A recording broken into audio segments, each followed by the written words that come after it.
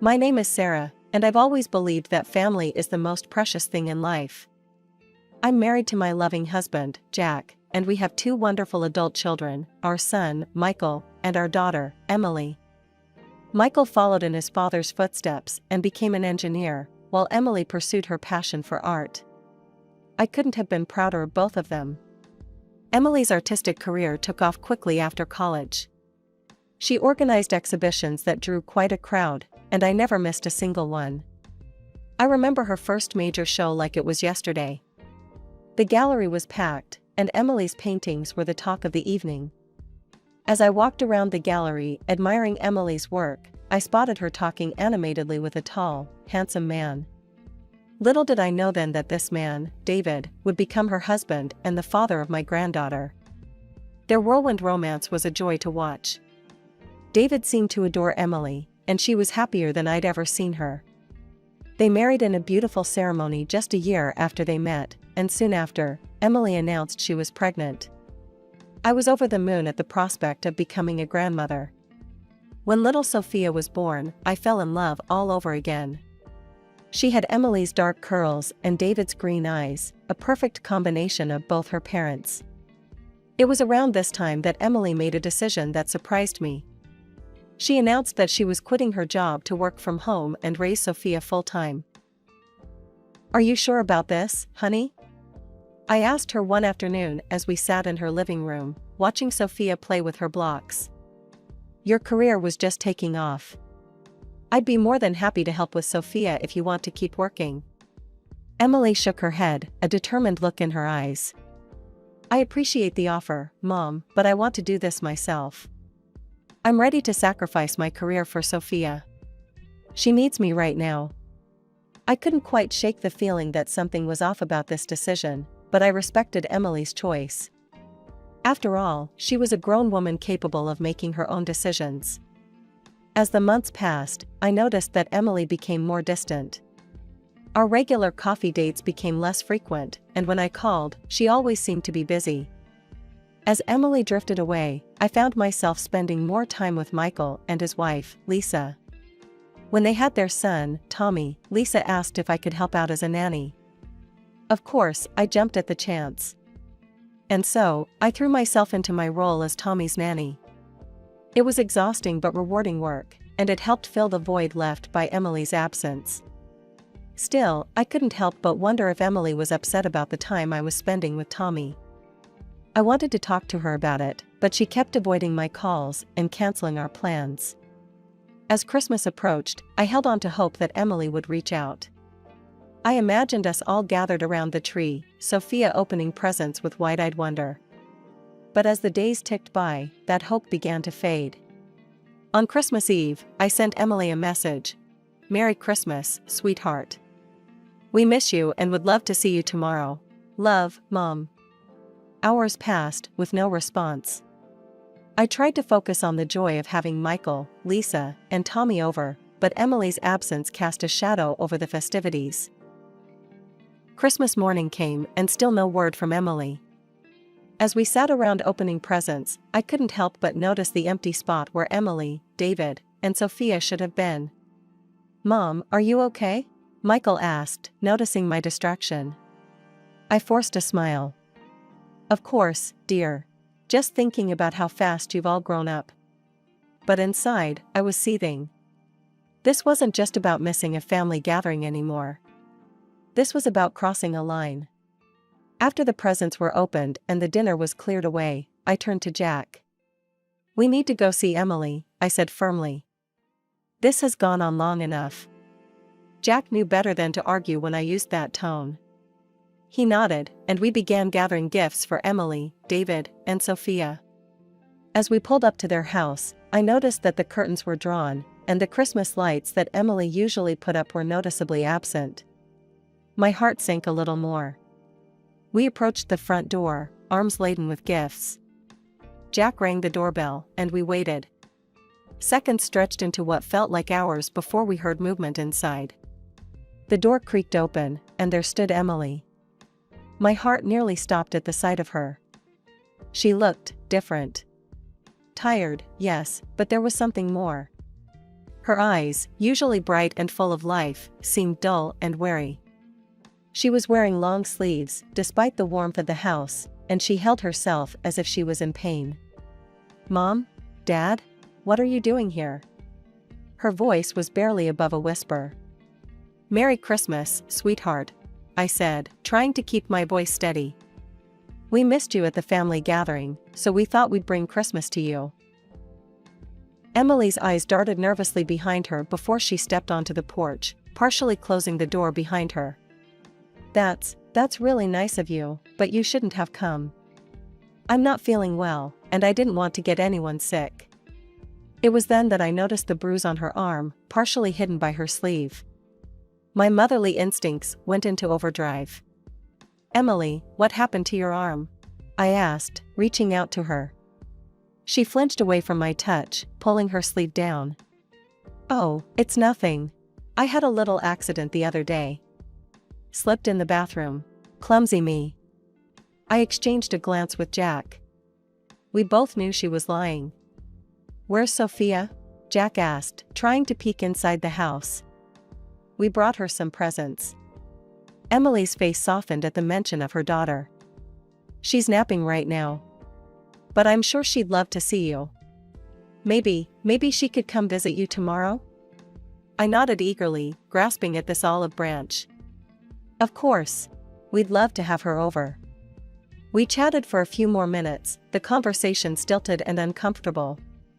Emily kept glancing back at the house, as if afraid someone would overhear. As we were about to leave, I couldn't help but pull Emily into a hug. She stiffened at first, but then melted into my embrace. For a moment, I felt like I was holding my little girl again. The next day, I woke up early, my mind still reeling from our visit to Emily's house. I busied myself in the kitchen, preparing Sophia's favorite foods and setting up some art supplies. Around noon, the doorbell rang. I rushed to answer it, finding Emily standing there with Sophia. My heart ached at the sight of my daughter, her eyes darting nervously as if expecting trouble. "Hi, Mom," she said softly. "Sophia's excited to spend some time with you." I knelt down to Sophia's level, opening my arms. "Hello, sweetheart. Grandma's so happy to see you." Sophia hesitated for a moment before running into my embrace. I held her tightly, breathing in her sweet, familiar scent.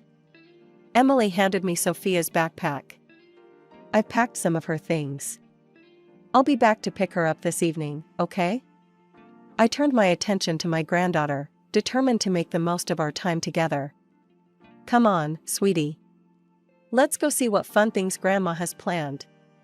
We spent the afternoon drawing, baking cookies, and playing with dolls. It was wonderful to see Sophia laugh and play, but I couldn't shake the feeling that something was off. She seemed more subdued than usual, often glancing at the door as if expecting someone to burst in. As we sat coloring together, I decided to gently probe. "Sophia, honey, is everything okay at home?" Sophia's crayon paused mid-stroke.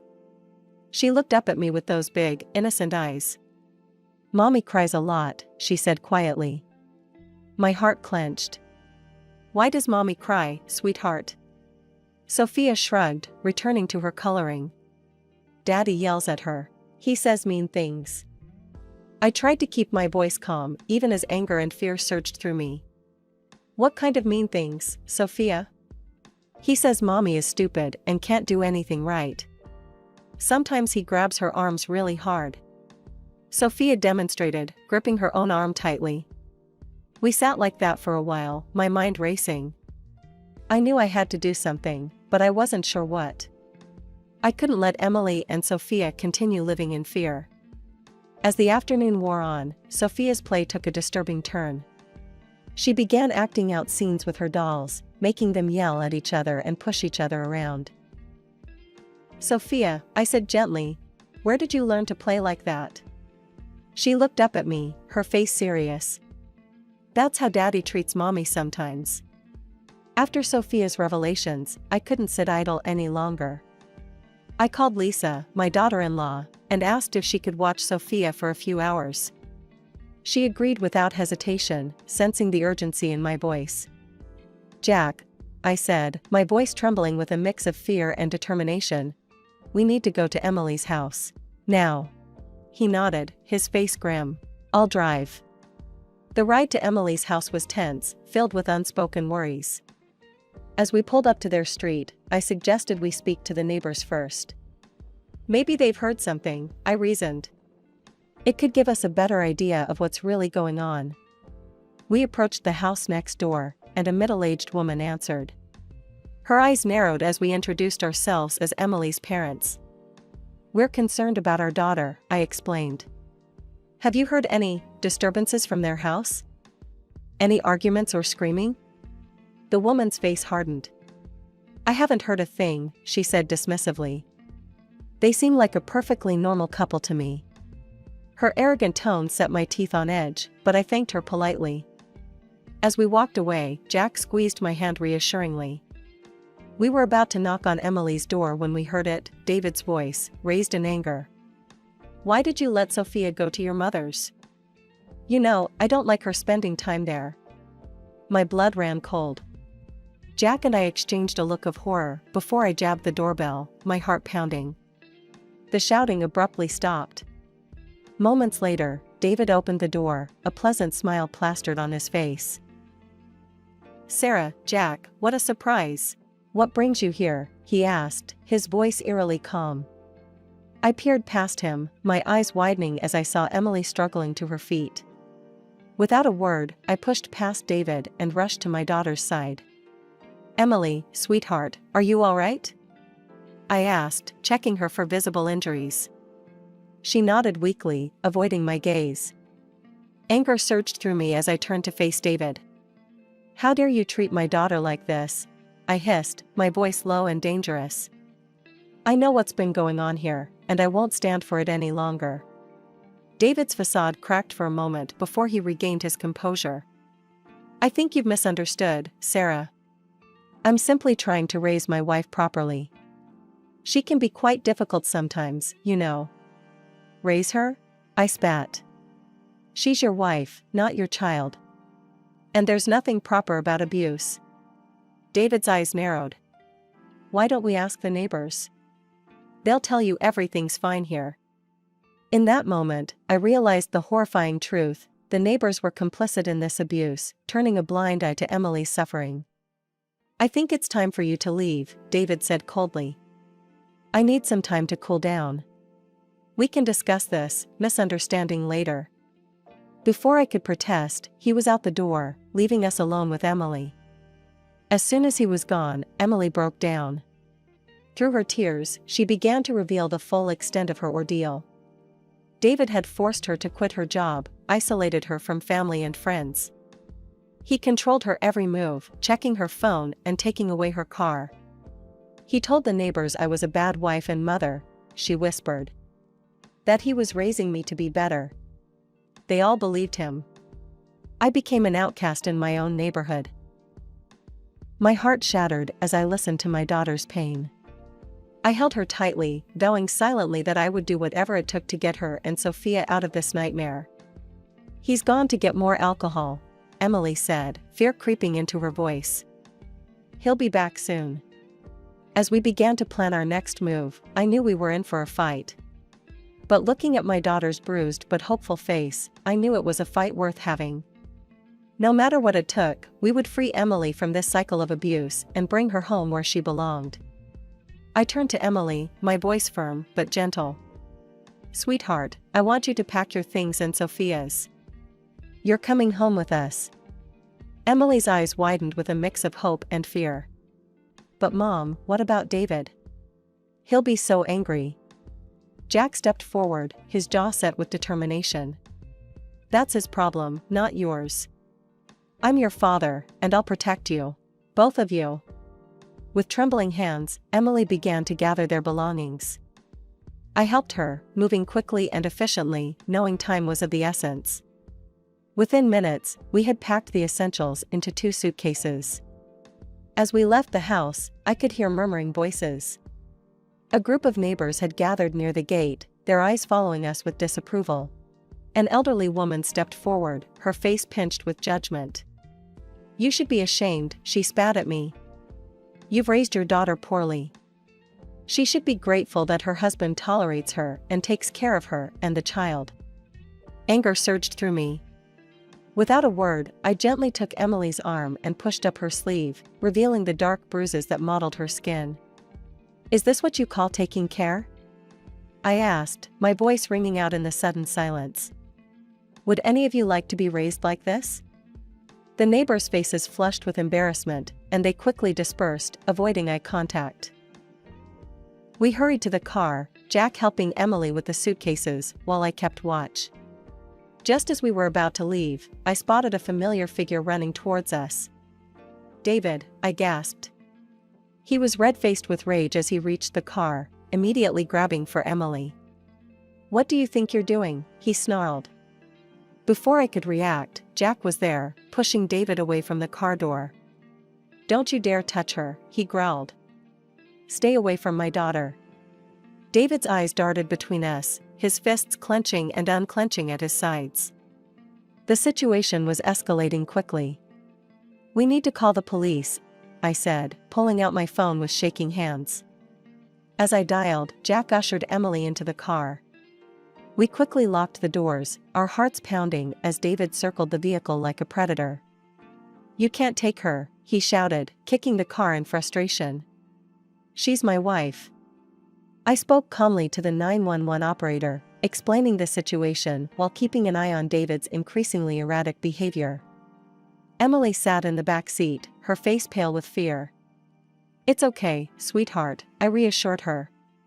"The police are on their way. We're going to be fine." Minutes felt like hours as we waited, David's shouts growing more desperate. I could see neighbors peeking out of windows, witnessing the scene but doing nothing to intervene. Finally, we heard sirens in the distance. David's face contorted with panic, and for a moment, I thought he might try to run. But he stood his ground, a defiant look in his eyes as the police cars pulled up. The arrival of the police brought a momentary sense of relief. Officers quickly assessed the situation, examining Emily's visible injuries and taking statements from all parties involved. The tension in the air was palpable as David was handcuffed and placed in the back of a police car. "He'll be detained for a few days while we investigate," one of the officers informed us. "We'll need you to come to the station to provide a formal statement, Mrs. Thompson." Emily nodded, her voice barely above a whisper. "Okay." The next few days were a whirlwind of activity. Emily bravely recounted her experiences to the police, her voice growing stronger with each retelling. I stayed by her side, offering support and corroborating her story where I could. However, our hope for a quick resolution was dashed when David's lawyer presented a united front of neighbors all claiming that Emily and David had a perfectly normal relationship. "She's always been dramatic," one neighbor testified. "David's a saint for putting up with her." Their words made my blood boil, but I reminded myself to stay calm for Emily's sake. Determined to prove Emily's innocence, we agreed to a lie detector test. I held my breath as she answered question after question, her voice steady despite the stress. When the results came back confirming her truthfulness, I felt a surge of vindication. A psychological evaluation followed, revealing the depths of Emily's trauma. "Your daughter is suffering from severe depression, likely stemming from prolonged domestic abuse," the psychologist explained to me privately. "She'll need ongoing support and therapy." Despite the mounting evidence, David remained adamant about his innocence. His latest threat to seek full custody of Sophia sent Emily into a panic. "He can't take her, Mom," she sobbed. "I can't lose my baby." That's when I knew we needed to dig deeper. I hired a private detective, hoping to uncover something in David's past that would expose his true nature. Weeks passed as the detective worked tirelessly. Emily and Sophia stayed with us, slowly beginning to heal in a safe environment. Watching my daughter rediscover her smile was both heartwarming and heartbreaking. Finally, the detective called with news. "Mrs. Thompson, I found something you need to see." The information he presented was shocking. David had a history of domestic violence in another city. He'd been ordered to undergo therapy but had fled the state before completing the program. "There's more," the detective said grimly. "I've collected testimonies from other victims. The pattern is always the same: charm, control, then violence." As I leafed through the files, a mix of emotions washed over me. Anger at David for causing so much pain, relief that we finally had concrete evidence, and sadness for all the women who had suffered before Emily. "Thank you," I said to the detective, my voice thick with emotion. This changes everything." The day of the court hearing arrived, and the tension in the air was palpable. I sat beside Emily, squeezing her hand reassuringly as we waited for the proceedings to begin. Our lawyer, a stern-faced woman named Ms. Henderson, arranged the stack of evidence before her. As the judge called the court to order, I could see David across the room, looking smug and confident. That confidence, however, began to waver as Ms. Henderson presented our case. "Your Honor," she began, "I'd like to present evidence of Mr. David Thompson's history of domestic abuse." One by one, she laid out the detective's findings, police reports from David's previous city, incomplete therapy records, and testimonies from past victims. David's lawyer objected vigorously, but the judge overruled him, allowing the evidence. Then came a moment that sent shockwaves through the courtroom.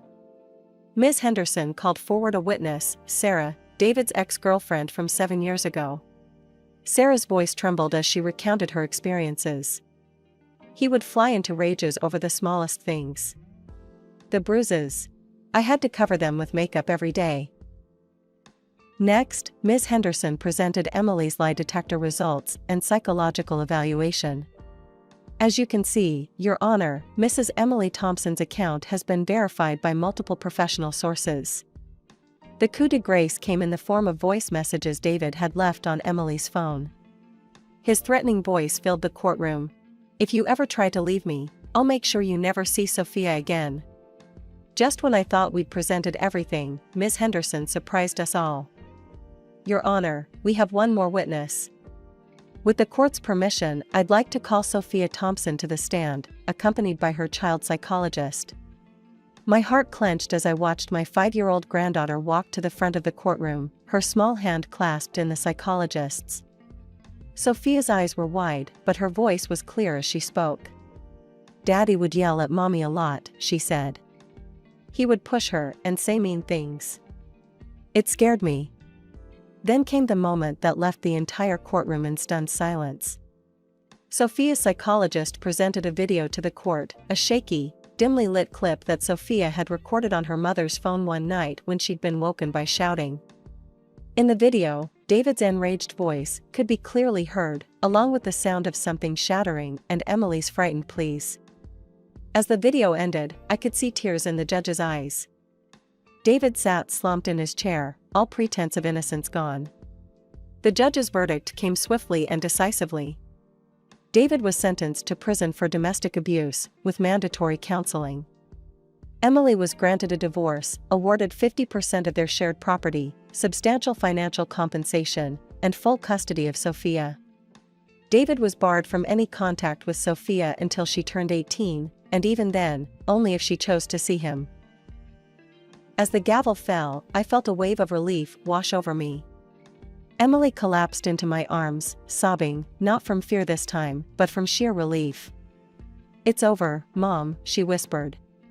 "It's finally over." As we left the courtroom, I saw David being led away in handcuffs. Our eyes met for a brief moment, and I saw something I never expected: regret. But it was too little, too late. As I stood in my kitchen, preparing a feast for our weekly family dinner, I couldn't help but smile.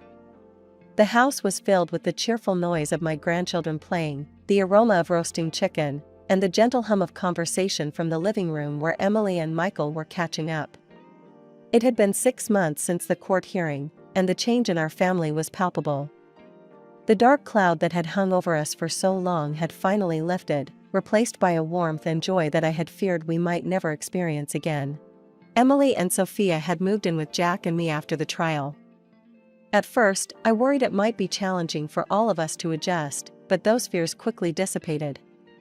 Having them close allowed us to provide the support and love they needed to heal. Sophia, my brave little granddaughter, was making remarkable progress.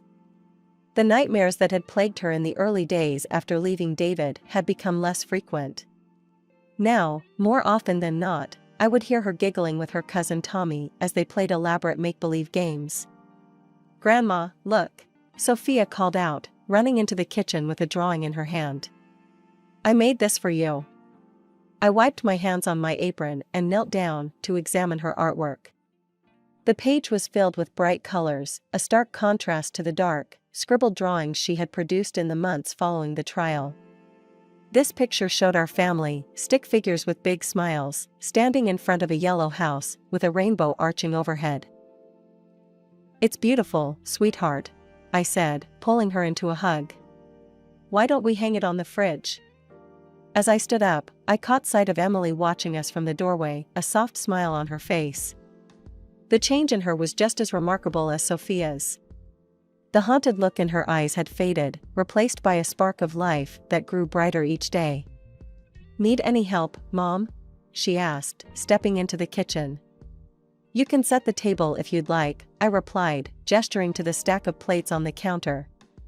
As we worked side by side, I marveled at how natural it felt. These simple moments of domesticity, once taken for granted, now felt like precious gifts. Emily had started drawing again, something she hadn't done since the early days of her marriage to David. Her studio, once Jack's old office, was filled with canvases. I had watched her art evolve over the past months, mirroring her healing journey. The first pieces had been dark and chaotic, all harsh lines and somber colors. But gradually, light began to creep in. Now, her latest works were explosions of color and life. "I have some exciting news," Emily said as she laid out the silverware. "The gallery downtown wants to feature some of my new pieces in their upcoming show." "Oh, sweetheart, that's wonderful," I exclaimed, pulling her into a hug. "I'm so proud of you." Emily beamed, her eyes shining with a confidence I hadn't seen in years. She had recently started working part-time at a local art supply store, slowly reintegrating into the workforce. It was a small step, but an important one in reclaiming her independence. As we all gathered around the dinner table that evening, Jack, Michael, Lisa, Tommy, Emily, Sophia, and me, I felt a wave of gratitude wash over me.